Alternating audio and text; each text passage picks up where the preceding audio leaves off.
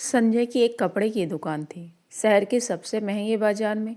उसकी दुकान पर हमेशा भीड़ लगी रहती थी। उसके पास पैसों की कोई कमी नहीं थी। महंगी गाड़ी, आलीशान बंगला, जिसमें मैं अपने परिवार के साथ रहता था।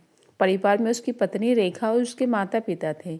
एक दिन संजय अपनी गाड़ी में पत्नी के साथ घूमने जा रहा था। वह एक हिल स्टेशन पर पहुंच जाता है। होटल में उसका कमरा बुक था। वह काउंटर पर पहुंचता है और कमरे से उसकी बुकिंग के बारे में पूछता है। संजय काउंटर रजिस्टर में साइन करता है, तभी मैनेजर एक वेटर को बुलाता है। मैनेजर उससे कहता है, साहब का सामान तीसरी मंजिल पर कमरा नंबर 306 में रखवाओ। वेटर सामान लेकर आगे आगे चल देता है। संजय और रेखा दोनों उसके पीछे चल देते हैं।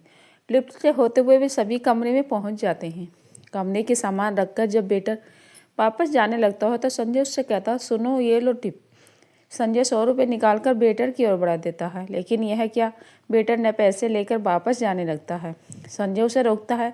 संजय उससे कहता है, ये रे अपनी खुशी से दे रहे हैं, रख लो, तुम्हारे मैनेजर से हम कुछ नहीं कहेंगे। वेटर चुपचाप पैसे अपनी जेब में रख लेता है। तभी से संजय उसे रोकता है। संजय कहता है, तुम राकेश हो ना? वेटर ने कुछ नहीं बोला। मैं चुपचाप वहाँ से चला गया। तभी रेखा संजय के पास आई और बोली, क्या बात है, आप कुछ परेशान लग रहे हो? और बेटे से क्या बात कर रहे थे? संजय ने कहा, रेखा ये मेरे बचपन का दोस्त था, लेकिन अब मुझे पहचान नहीं रहा है। मैंने तो इसे पहचान लिया। तुम यहीं रुको, मैं अभी इसके बारे में पता करके आता हूँ।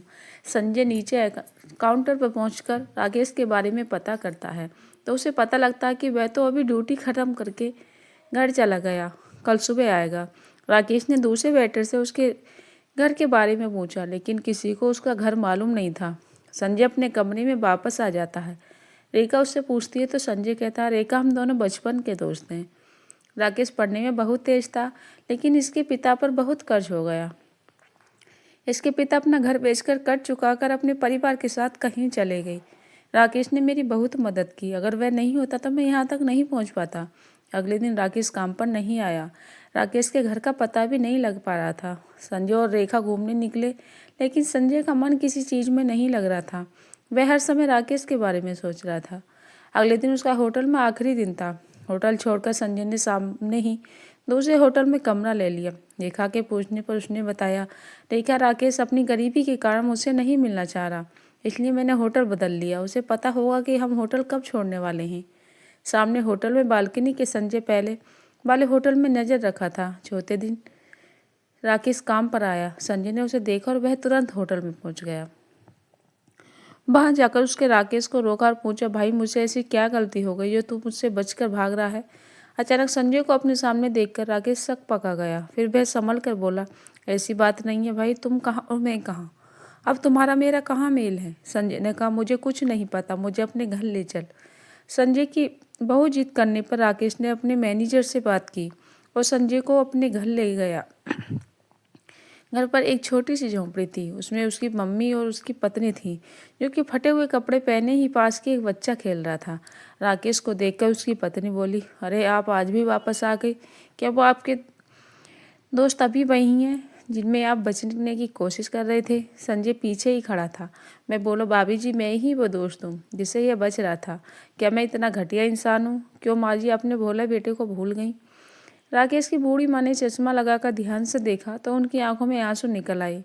अरे बेटा, मैं और राकेश तुझे हमेशा याद करते हैं। कभी कभी अखबार में तेरी दुकान का इजहार छपता है, उसमें तेरी फोटो देखकर ये तुझे बहुत याद करता है। संजय ने कहा, अरे तुम लोग इतनी परेशानी में क्यों भाई, तू मुझसे मिलने क्यों नहीं आया? राकेश ने अपने आंसू पोंछते हुए कहा, भाई मुझे लगा तो मुझे गरीब को पहचानेगा या नहीं, वहीं कहीं तूने मेरी बेइज्जती कर दी तो मेरा जीना मुश्किल हो जाएगा। तभी राकेश की पत्नी बोली, भैया इनकी कोई गलती नहीं, आप ही देख लो हम किस हाल में हैं। ऐसे में तो अपने ही मुंह मोड़ जाते हैं, इन्हें इस बात का डर था। खैर आप बैठो, मैं आपके लिए चाय बनाती हूँ।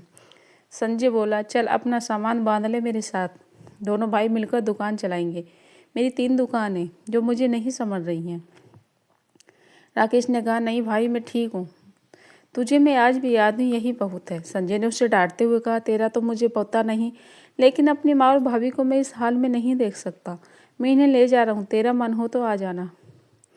राकेश मना करता रहा, लेकिन संजय नहीं माना। वह बोला, जानता है तूने बचपन में मेरी कितनी मदद की, मैं कितना गरीब था, मेरे पास किताबें खरीदने के पैसे नहीं होते।